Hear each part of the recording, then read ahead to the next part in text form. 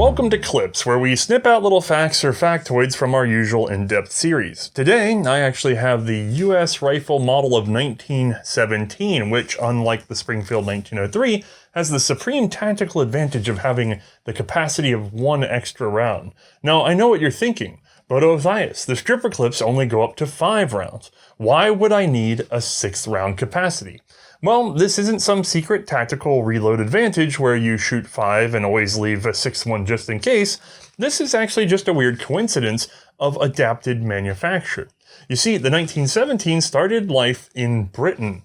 Pre-war, it was the pattern 13 Enfield rifle, a soon-to-be adopted Mauser-derived action paired with an especially powerful flat-shooting cartridge. This was, of course, the result of British experiences in South Africa, creating the perceived need for a long-ranged, highly accurate rifle.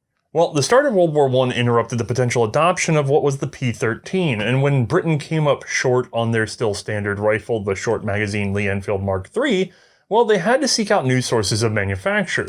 In addition to peddle schemes at home, they contracted American manufacturers, but having previously struggled to help set up rifle production in Australia, they knew that the short magazine Lee Enfield was kind of a huge pain in the butt to get manufactured the right way around.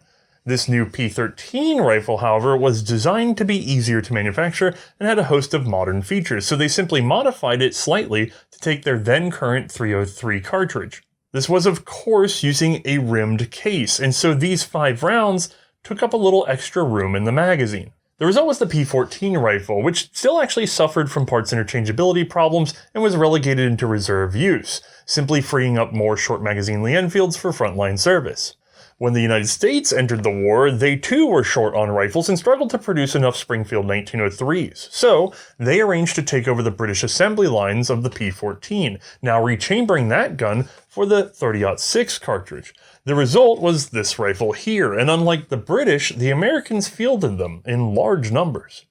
This is my US 1917, and these are the incorrect dummy cartridge .303.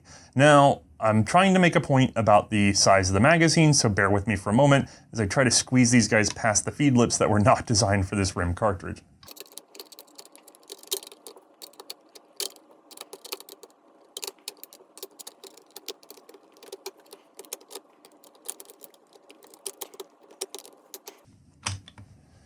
Oh, an awkward display, especially because I literally can't see what I'm doing short of watching the monitor while moving my hand. But you get the idea. I've got 5 rounds in there, all right? I'm gonna have to take the floor plate off to get them out, but let's check something. There is no room for an additional cartridge. Perfectly fit 5 rounds. They'll feed terribly again because of the rim cartridge and the feed lips, but you understand the dimensions of the magazine now. All right, with the gun empty, I now have 5 rounds of .30-06, obviously dummies. Now, I could have done that with a stripper clip, right? Fed it in here, 5 rounds. But here's some magic.